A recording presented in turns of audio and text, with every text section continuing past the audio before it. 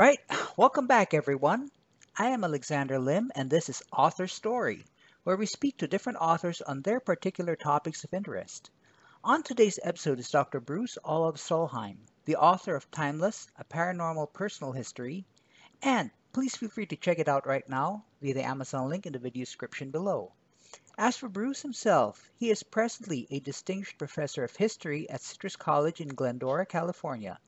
He has founded the Veterans Program at that same college and co-founded the Boots to Books Transition Course, which is the first college course in the United States designed specifically for recently returned veterans.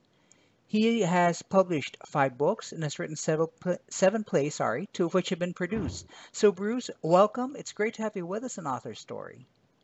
Well, thank you for having me, Alex. You're welcome.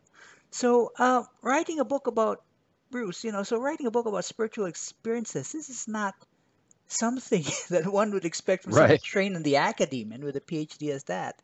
So, first right. off, what made you decide to write Timeless? Well, that's a very good question. These things have been happening to me my whole life. Since age 4, I've been experiencing paranormal events in my life. I'm kind of I call myself a lightning rod for these kinds of things. And I've Okay, just kept them to myself and maybe told a few friends who are experiencers or believers or whatever, and maybe a few family members. And my mother, who was psychic, although she wasn't a practicing psychic, I would share a few things, but not everything.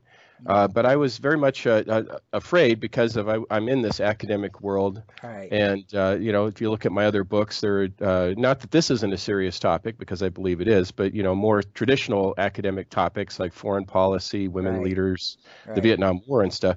So I was really kind of afraid of the reaction I would get from my peers, from the college, from my students as mm, well, mm, that maybe I wouldn't be taken seriously or put out for retirement early or something like that. right, So right, what prompted it finally was 2 years ago. A very dear friend of mine, Gene, mm, he also is of Norwegian American background. His parents were his father anyway was from Norway. Like my parents are both from Norway, mm, and we grew up together. And he died tragically in his 50s. I mean, he was a young mm. man still.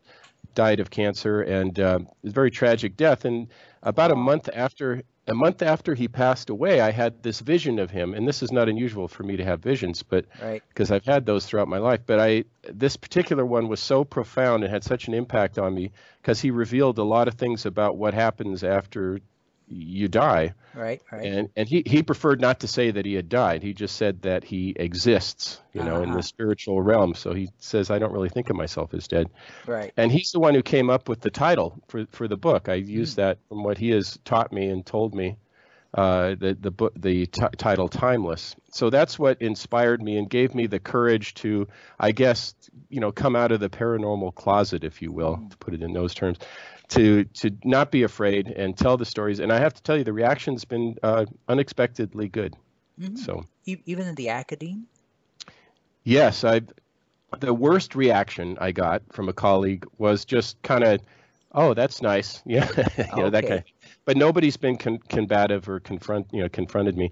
And one of the more honest, interesting answers I got from a fellow professor, a philosophy professor, was, that is so cool and so weird at the same time.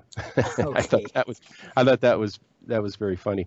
But other than that, what happens is once people, you've come out with this stuff, people start sharing their stories. So Hmm. as soon as they say, "Oh, you're the guy who wrote that book. Let me tell you about my uncle John," or what, Right, that kind of thing. right. So it opens the door for so many people. And what this has convinced me of, and I write about it, I think, in the intro to the book or the prologue, is that it's something that connects all of us all around the world, Mm, regardless of who we are, race, ethnicity, culture, all around the world. There are these paranormal experiences that people have, and the more we're willing to share those things, the more I think we can come together. So I think there's a higher purpose other than me writing this book about myself.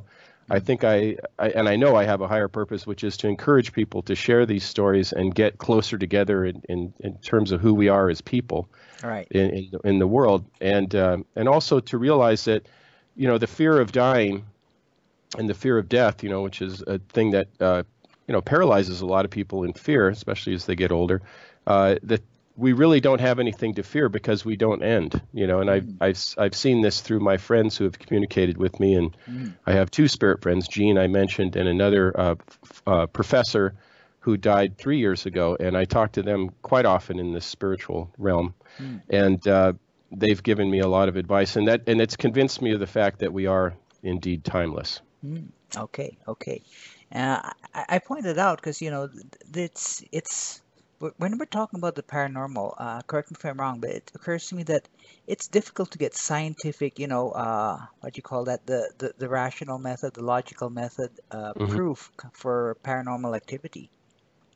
Yeah, and well, the thing is that mainstream science is very resistant, and there are a small number of scientists, and the reason it's a small number is because it's difficult to get funding, and everything is driven by money. Right. And but there is one guy that you should check out, or your listeners should check out. Well, there's many, but the one I really like is Dr. Dean Radin, and he is the chief scientist at IONS, which is the Institute of Noetic Sciences in Northern California. That's the organization that was started by astronaut Edgar Mitchell after his space flight, where he had this profound experience in space, looking back at the Earth, and decided to found this organization. Now, they've done a lot of research, and actually for the last 100 years, there's been a lot of research on telepathy and telekinesis and all the other a lot of the other paranormal, even including mediumship. And the evidence seems to indicate that does indicate that it is real. Now, it's not like Hollywood real, it's not like, and that's something that Dr. Radin points out. It's not like, lightning bolts are shooting out of people's fingers and, the ultra dramatic stuff. It's more subtle, but it's no less profound. The fact that this does exist, and it's difficult for a lot of folks to accept that because how we're taught, with courses that we take and people think that it's irrational. And actually, I did an interview, and somebody called in and said that it sounds like he has schizophrenia, which I thought was funny. Okay. But I think skepticism is healthy, because if you've never had these experiences, then what are you to conclude if you've been taught your whole life that it's not real and it's just a bunch of charlatans out there trying to, take people's hard-earned money? Right. And but until you have those experiences, then the whole world opens up. As my spirit friends have told me, it's experiencing is believing, and believing is experiencing. So just once you've had these experiences and you believe that it's real, and you believe it, then more experiences come, and it's a path for the rest of your life. All right. Okay, got that. So let me get a little bit into your background, Bruce, because you mentioned in the book that your family comes from Norway, and a part of Norway where, I don't want to use the term, I'd like to say where their people are more open or more susceptible to the paranormal. Do you think this kind of background has made you open to these kind of events? Well, there are parts of the world where this is more generally accepted, and I'd say in northern Norway, there is a more acceptance than there is in the more, bigger, like in the south, in Oslo, the capital city. Although there are people who, in fact, I have a professor in Oslo, in the capital city, who is that's what he does. He's a researcher. He's a professor. He deals in the paranormal and esoterica, but. Yeah, up north, people are very close to the earth, and they're very close to the seasons and the fishing cycle and all that. And I think the closer you are to that, the more I think maybe prone you are to not deny these experiences, or to believe in them, or be open to these experiences. And definitely the island where my parents are from is a very remote island, and that's where I had my first experience. People are not surprised, when you share these experiences. It's not like they share them all the time, but when they do, it's not a big deal. Okay, so it's like just part of the normal conversation. Yeah. Oh, all right. Okay. So, what was your first experience with the paranormal? The first experience I remember is at age 4, and we were in northern Norway. Okay. Yeah, at age 4, on this remote island, 200 miles above the Arctic Circle. And I was only 4 years old, and I was playing outside. It's wintertime. We were living with my grandmother for a 9-month period. We lived there. And I got really sick. I started to feel really sick, feverish, and I was having trouble moving. I couldn't move my head, like my Mm-hmm. neck was stiff, and Mm-hmm. I knew I was getting really sick. So I started to go. I went home and I got into my grandmother's house where we were living, Mm-hmm. and it was this old farmhouse that was built in the like 1900, and she had this little bed in the kitchen because she was getting older and she'd take little naps in the Right. kitchen. So Right. anyway, Okay. so I went to lie down in the bed, and all these people came over and said, oh, and I kept getting sicker, and they said, oh no, this is what happened to your uncle when he Right. got polio, and Okay. they just all this gloom and doom. Right. So I was really frightened, but I drifted Mm-hmm. off to sleep, and in the middle of the, when it was dark, it was always dark in the wintertime there. They have 24-hour darkness, but anyway, when it Yep. later in the evening, I woke up and there was this really bright light, a very Mm-hmm. warm, bright light in the ceiling. There's like these old beams in these old farmhouses in the ceiling, and I was looking up there, and there's just this bright light in the shape of kind of a human figure, and I call her a her, but I don't know if Mm-hmm. it had a gender. Right. But all of a sudden, I felt like I was going to be okay, Mm-hmm. that everything was okay. I had no worries. I had no concerns. I wasn't crying. I knew everything was going to be fine. So I drifted back to sleep. And when I woke up in the morning, I was completely fine. Nice. And my mother and my grandmother said it was my guardian angel. Mm. And of course, I believed them. And not only did I believe them, but I had this experience. So I tied everything together. And that was the first experience I had. Mm-hmm. Okay. So would you say this is the one that was most impactful on you in terms of, the positive experience? Uh, I would say, yeah, the angelic stuff. There's been a couple other incidents as well with angelic presence have have led me to believe that not only is it real, but there is some very good things, from the paranormal. Because a lot of people are, because of their, whatever religion they are, sometimes people are afraid. They think it's maybe all demonic or whatever. Mm-hmm. And I grew up in the Norwegian Lutheran Church, so Mm-hmm. I believe in God and have that as my foundation and all Right. that. So I have no trouble reconciling the two. I think Mm-hmm. these are natural things that people have, that some people might have more gifts than others for whatever reason.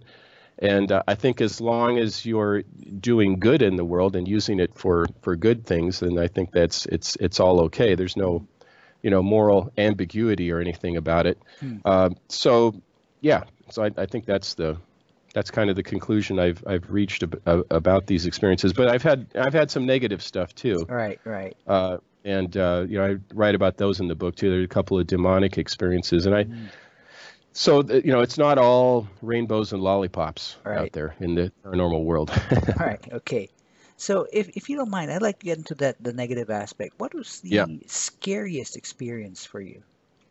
Yeah, the scariest experience came to me in Germany, and I Mm-hmm. was a young soldier in Germany. I had a girlfriend who was also a soldier, Mm-hmm. and just long story short, I thought it would be there was this weird guy in the barracks, and we all Mm-hmm. lived in these old converted Nazi barracks. Some of the barracks even had swastikas still, like Oh. into the in the wrought iron of the railings and stuff.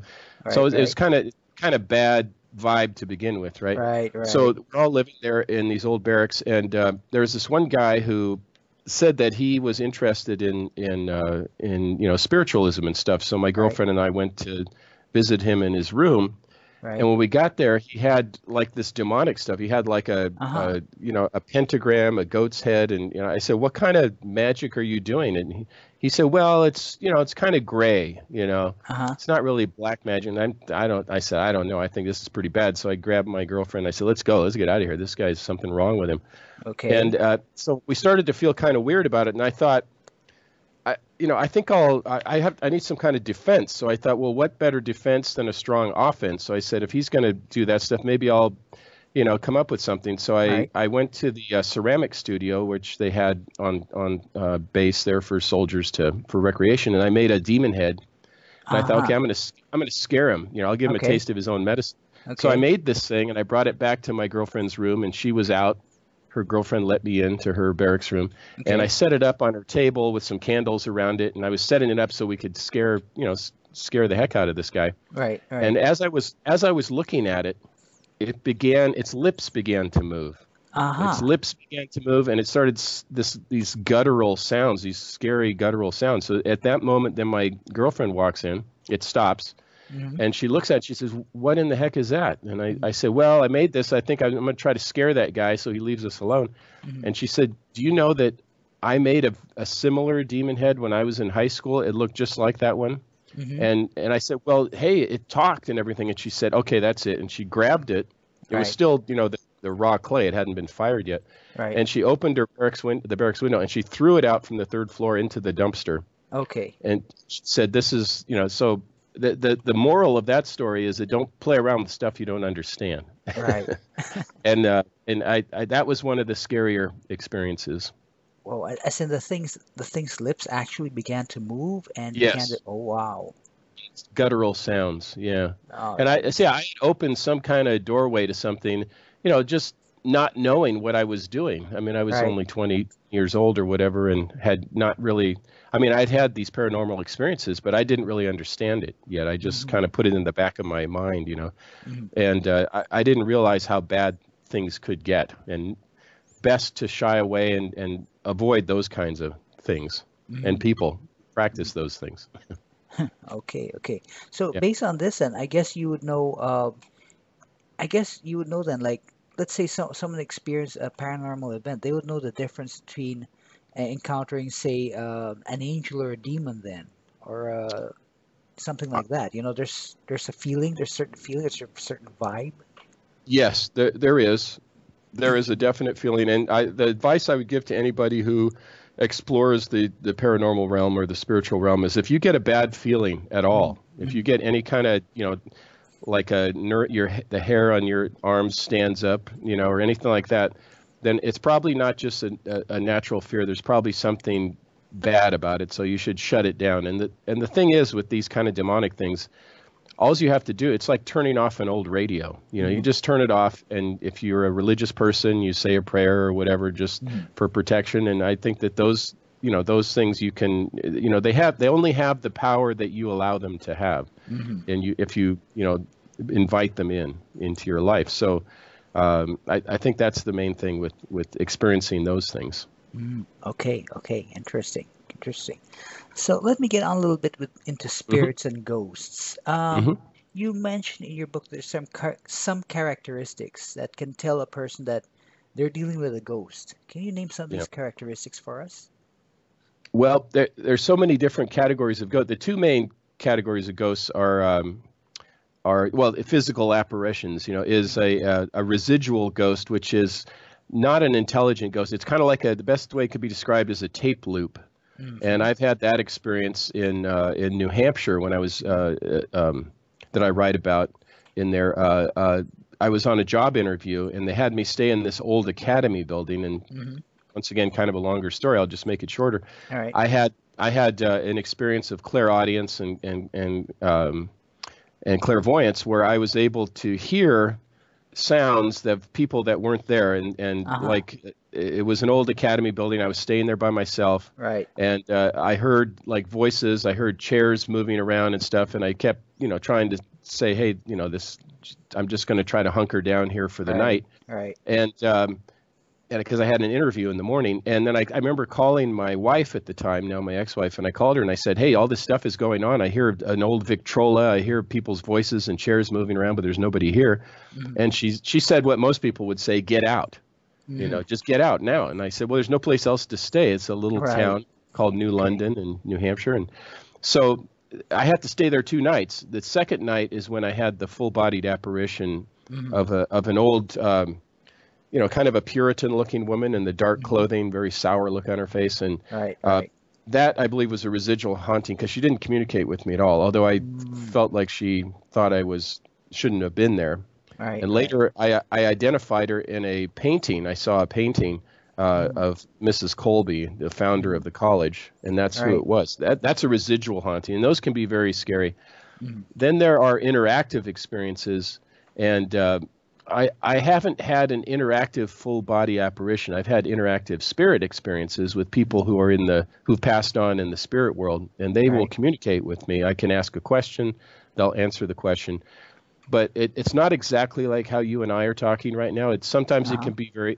can be very clear. Other Uh-huh. times it's more like imagery, like you'll see an image of something. Mm, Sometimes I can even see handwriting, and the handwriting, and this is in my mind's eye, of course. mhm, I see handwriting like it's in gold for some mhm, reason, mhm, and so I'll ask a question and they'll answer it, or they'll mhm. give me some advice about something if I'm inquiring about like I don't understand what's going on, and they'll try to explain it as best they can. So those are people that are in a spiritual realm, spiritual entities. Now there are also more malevolent things, Mhm, entities that may or may not have ever been human.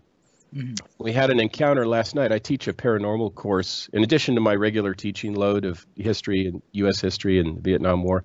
mhm, On Tuesday nights, I teach a paranormal course, and we mhm. had a experience last night. We have on the campus at Citrus, there is an abandoned childcare center, and there's an abandoned playground. They don't use Right, it anymore.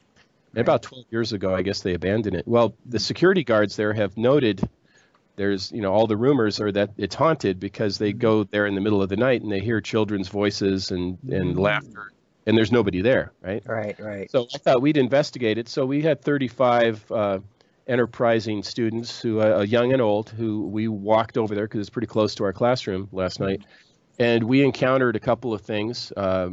One guy had an infrared camera, and we saw a couple of images, and mhm, one of them was very close to us. So I went and I stood where this image appeared on his infrared screen, uh-huh. and I felt a terrible feeling, like you know probably the worst anxiety I've had in a long time, just Mm, momentarily when I was there. And as soon mhm, as I walked away from where this entity was, it mhm. was fine. So I determined that whatever that was not a good presence, and it could have been somebody who had passed on and was a very, very angry person, what Right, you would call an angry ghost. right. And then we also had an experience last night of a young girl Mhm, who was her image on the infrared screen was much more. The other image was very spiky. It's almost like you could mhm, tell that there's something not good about it. And her image was more like the shape of a silhouette of a person. And I got a mhm, very good feeling about that. So mhm.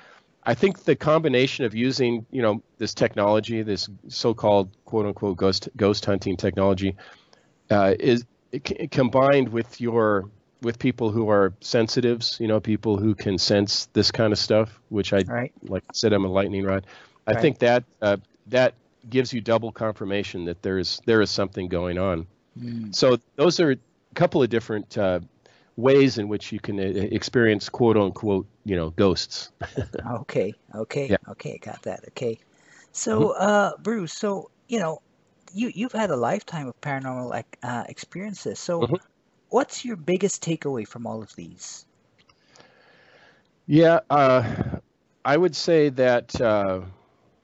Well, as the book, indicates that well, I'll start with this, and it's kind of a bad pun, but anyway, the people who have passed on are literally dying to communicate with us. Okay, all They right. really are. They want somebody to help them communicate usually with their loved ones, and what they usually tell Mm, me is, they want them to. Sometimes it's more general, like, I love you, and I want you to be okay, and right, take care of yourself. Just what you would expect your loved ones to say. right. And other times it's very specific, like, Mm, look in the oak box that was by the window. So I try to mm, pass these things on. And lately, there's been like 5 times where I've passed on some information because I always ask them, I say, okay, give me something very specific that I can give to your loved one all that, right, indicate to them that, oh, that's only something they would know, not, this person that claims or whatever that they're in right, contact with you. right. So, like at a book signing the other day, there was a lady from Indonesia, and she had lost her husband a few years ago, and she was very, Mm, very sad about it. And mm, um, she asked me, and I wasn't expecting it because I was just signing books, and she said, mm, "Could you contact him?" And I said, "Well, mhm, I usually do it on my morning walks. I don't all right. like, have a lineup of people at a bookstore asking me to do this." So I said, "If you don't mind, let me get up and walk around because that's what I do. I Okay, do walking meditation."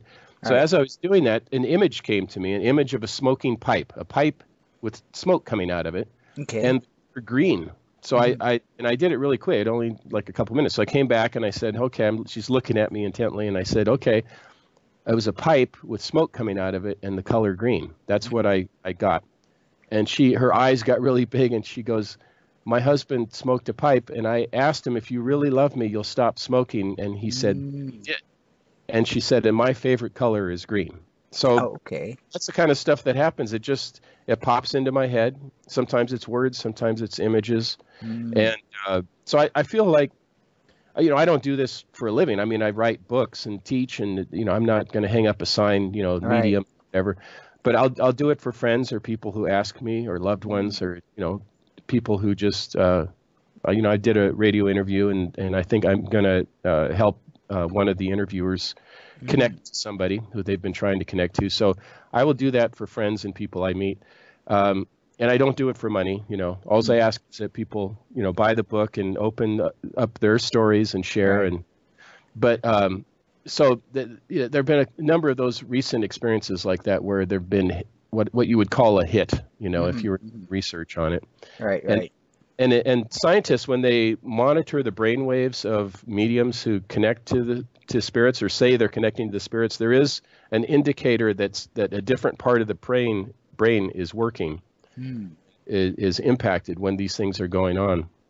So they've tested them in laboratory conditions and found, pretty significant odds against chance, statistics that indicate that there is something going on. Although it's very hard to prove because you can't see what the person sees in their mind's eye. I can describe, but they can monitor brain waves and all these other things that they can measure. Okay. So, Bruce, let's say you came across someone.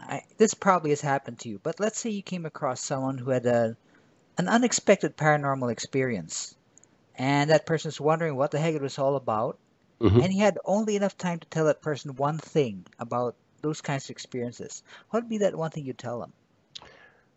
I would tell them that we are both physical beings and spiritual beings. So when I speak to people who have passed on, it's in this spiritual realm. The spiritual part of me, which is connected to the physical part of me, is how I'm talking to them. But interestingly enough, they are also in a different dimension, and this gets more complicated, in a physical realm as well. So let's say if you have two physical realms, two people who are physically alive, but in two different dimensions, they can be connected through their spiritual selves in the what I call the quantum reality, and that's where I've entered into the studying quantum physics, and it seems to make sense that the paranormal is really the paranormal world is actually the quantum world.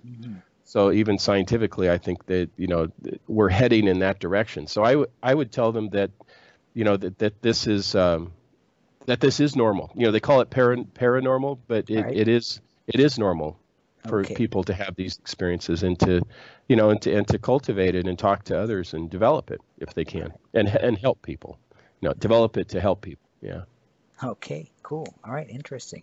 So in the last minute or so of this interview, Bruce, are there any words of wisdom you'd like to share to inspire listeners?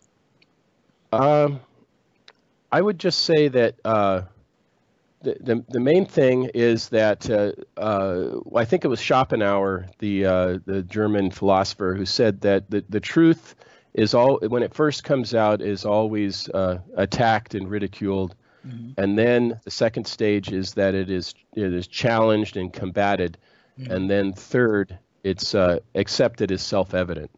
So I think we're in a stage where things are starting to come around. Scientists are finding proof, and I think that all the people who've had paranormal experiences one day, we're heading to that where it'll be generally accepted. And like I said, I think it will unite us. So I think it's a uniting experience. It's not something to be afraid of. It's something that is actually going to give hope for humanity. All right. Okay. Well, great words right there, especially if that's where we're headed. It's pretty interesting. Yeah. Okay, so in closing then, the book, the book is Timeless, A Paranormal Personal History. The authors are guest, Dr. Bruce Olav Solheim, and you can find his book on Amazon. So, Bruce, thank you very much for being an author story. It was very enlightening and very interesting to speak to you on this topic. Well, thank you, Alex. I really enjoyed speaking with you this morning. You're welcome. You're welcome.